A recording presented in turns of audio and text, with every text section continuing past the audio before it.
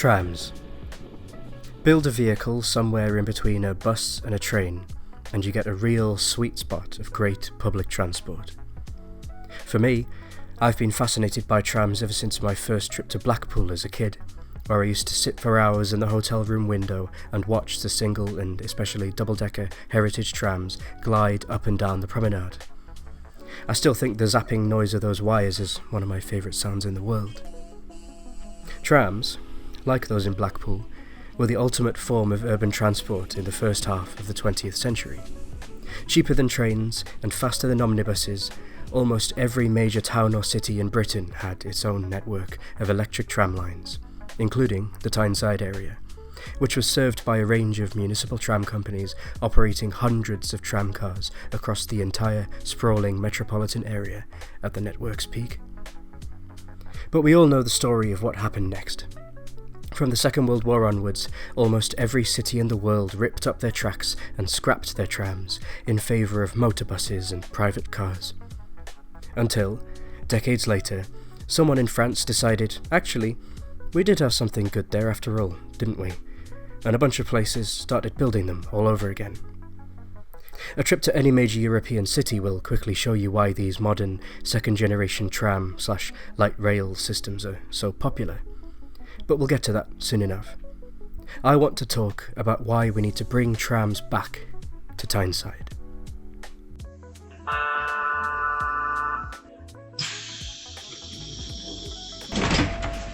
Because I can hear you thinking, but Edificity, doesn't Tyneside have that metro you keep going on about? So it does. But if I ask you what major cities like Berlin, Paris, Vienna and Stockholm have in common, you know, some of the most livable cities in Europe, their transport systems are made up of rail, metro, tram and bus lines. A real hierarchy of transport modes, from regional down to local, and everyone moving seamlessly between them. And that reminds me of the original dream of the Tyneside Metro, full integration. Local bus and rail services run and timetabled specifically to interchange with the metro.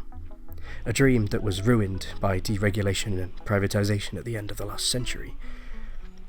Basically, transport-wise, it's a proven idea that having a range of modes available to passengers works really well, especially if the planners pick the right mode for the right circumstances.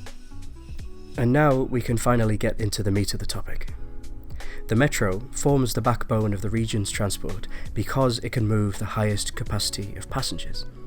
Trains that can carry hundreds of people coming, in theory, at least every 10 minutes, travelling directly through the main urban centres and serving multiple major nodes like Central Station and the airport. Buses are best suited to local journeys. They stop often and are usually beholden to traffic, so they're slower and smaller, but can go anywhere. That's why they're great for serving the places where the metro doesn't go. But there's a missing middle.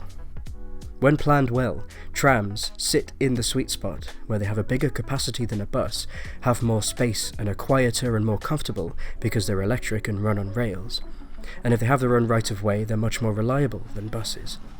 You know their service won't be cut overnight because the track and wires are there and permanent. So psychologically, they feel more like trains. There are huge overlapping benefits. And the important thing, tramways are so much cheaper to build than metro or rail main lines, and once built, they're so much cheaper to actually run than buses because of the lower maintenance and power cost. Which is exactly why Tyneside needs them. Look at a map and you can see exactly where the transport provision is lacking. The metro has very good regional coverage, but there are still big gaps. Take the West End of Newcastle. The metro can't be extended west from St James because of development blocking the way.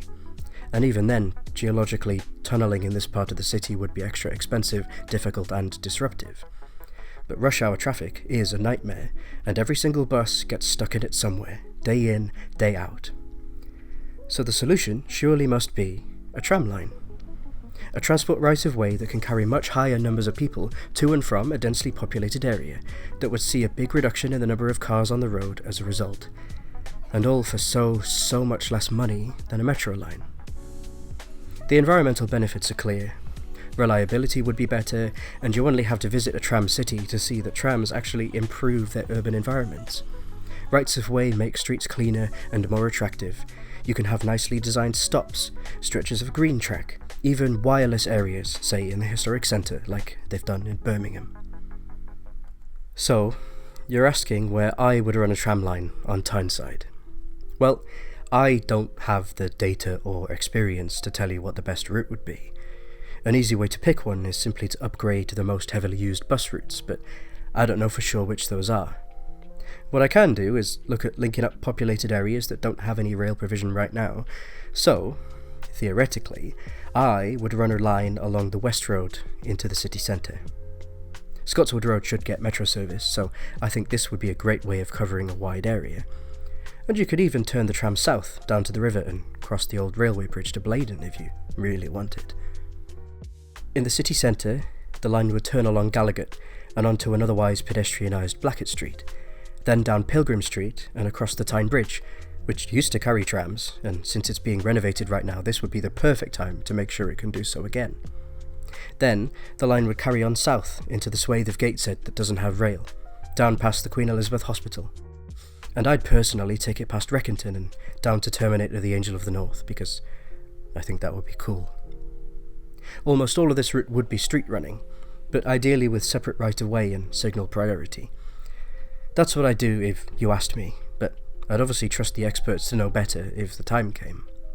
That's not to say there aren't loads of other locations that would benefit from tram service too, so the dream would be to have multiple lines across the region.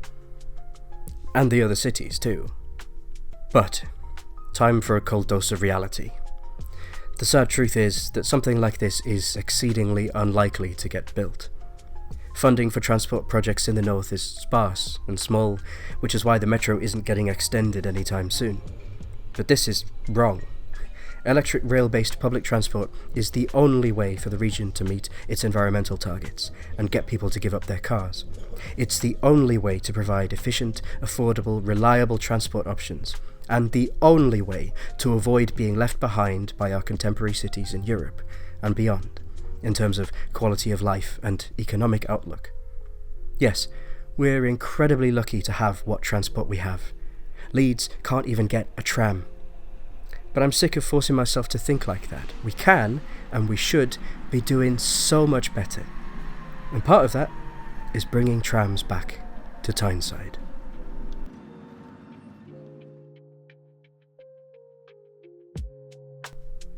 Thanks for making it to the end, and shout out to Paul for inspiring me to finally talk about this subject.